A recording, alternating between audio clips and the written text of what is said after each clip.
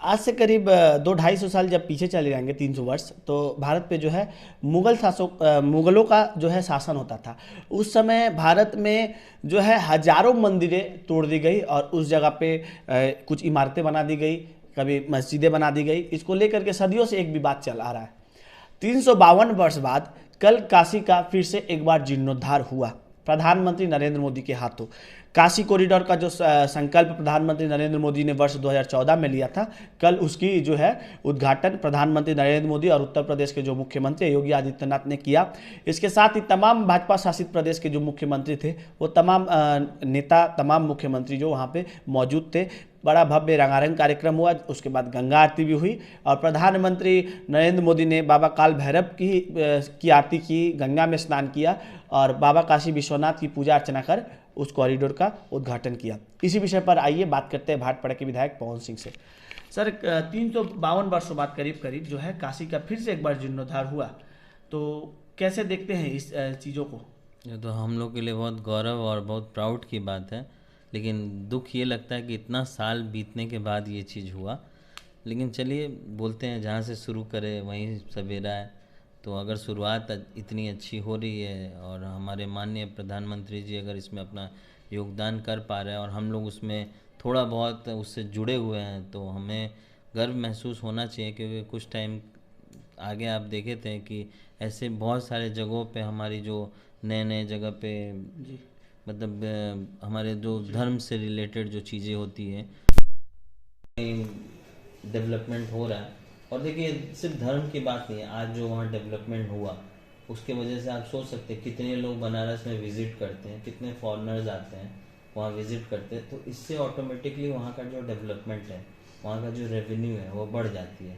तो उससे बहुत लोगों को काम भी मिलता है, मतलब बहुत लोग उसमें इन्वॉल्व होंगे, जॉब करेंगे।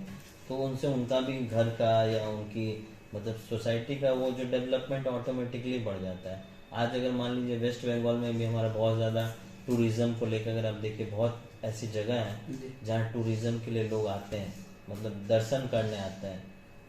तो उसके वजह से वहाँ का भी जो सिचुएशन है धीरे धीरे बढ़ जाता है, पॉपुलैरिटी बढ़ जाती है।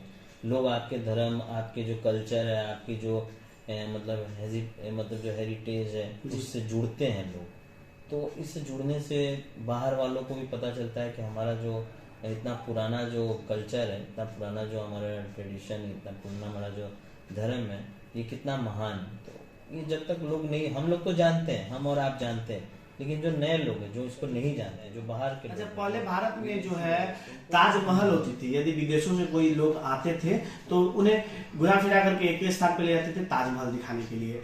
अब भारत में अयोध्या श्री राम जन्मभूमि पर जो मंदिर निर्माण हो रहा है, वो एक आकर्षण का केंद्र है। काशी का जो विस्तार हुआ, काशी का जो रूप बदला गया, काशी में भी लोग अब आ सकते हैं। यह प्रमाण भारत ने करके दिखाया है। सिर्फ ताजमहल ही भारत की पहचान नहीं है, और भी अनेकों ऐसी चीजें हैं। लेकिन बड़ा सवाल यह है कि इन सारी चीजों को क्यों ना चुनाव से जोड़ के देखा जाए। उत्तर प्रदेश में आने वाले 2022 में चुनाव है, इसको लेकर के भी तो तैयारियां जोरों पर है। 18 राज्य के मुख्यमंत्री सिर्फ हिंदू है, बाद बाकी लोग क्या हिंदू नहीं है बुलाया गया? चुनाव की बात हम बोले तो पब्लिक चुनाव किस आधार पे लोगों को देती है, डेवलपमेंट के आधार पे देती है कि कुछ नया, कुछ अच्छा, जिससे 10 लोगों का भला हो या समाज में कुछ एक पॉजिटिव ये जाए, इफेक्ट जाए।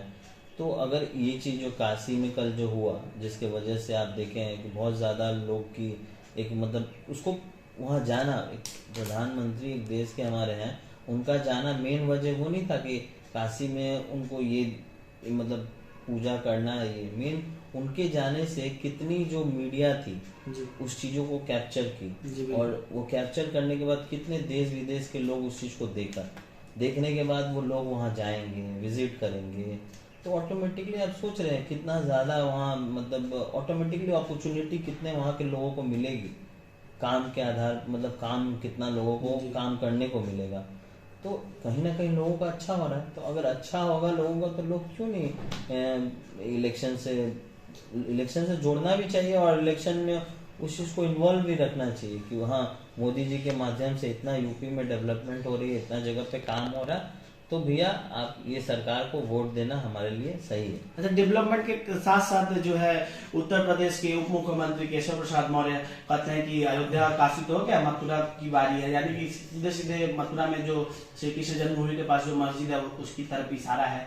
और रामलला के जो है पोस्टर बैनर लगा करके जो इस समय भाजपा वोट मांग रही है, तो क्या मतलब भगवान को बैनर में लगा करके वोट मांगना? देखिए, भगवान को हर आदमी अपने अपने धर्म से जुड़ा हुआ है, और अगर अपने धर्म की बात करता है चाहे किसी भी धर्म का, तो मुझे नहीं लगता वो गलत चीज़ है।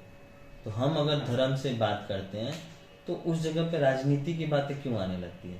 अगर कोई दूसरा अपने धर्म की बात करता है तो वहाँ तो राजनीति की बात नहीं आती। वहाँ तो लोग बोलते नहीं, वो अपने धर्म का पूजा करता है या अपने धर्म को पूछता है तो उसका कर्तव्य है, उसका वो राइट है। तो ये चीज़ें हम लोग अगर करते हैं तो इस चीज़ को क्यों क्या बोलते हैं, राजनीति से जोड़ा जाता है? क्या हमारा ये फर्ज नहीं बनता कि हम अपने धर्म से जुड़े या अपने धर्म को आगे बढ़ाने की कोशिश करें या अपने मंदिर को और अच्छा और भव्य करने की हमारा क्या ये जिम्मेदारी नहीं बनता है? तो हम अगर करते हैं तो उसको राजनीति क्यों जोड़ते हैं? मतलब कुछ नेता इस चीज को राजनीति में क्यों इन्वॉल्व कर देते हैं? ये तो हमारा और आपका और सभी का ये कर्तव्य बनता है इस चीज से। तो मुझे नहीं लगता इसमें राजनीति जोड़नी चाहिए। अगर जो जोड़ते हैं तो कहीं ना कहीं वही चाहते हैं कि ये सब चीजें पॉलिटिकली एक बेनिफिट लेना चाहते हैं, इसलिए वो ऐसे बातों को रखते हैं। बहुत बहुत धन्यवाद सर सुनने के लिए। Thank you. अच्छा, छोटा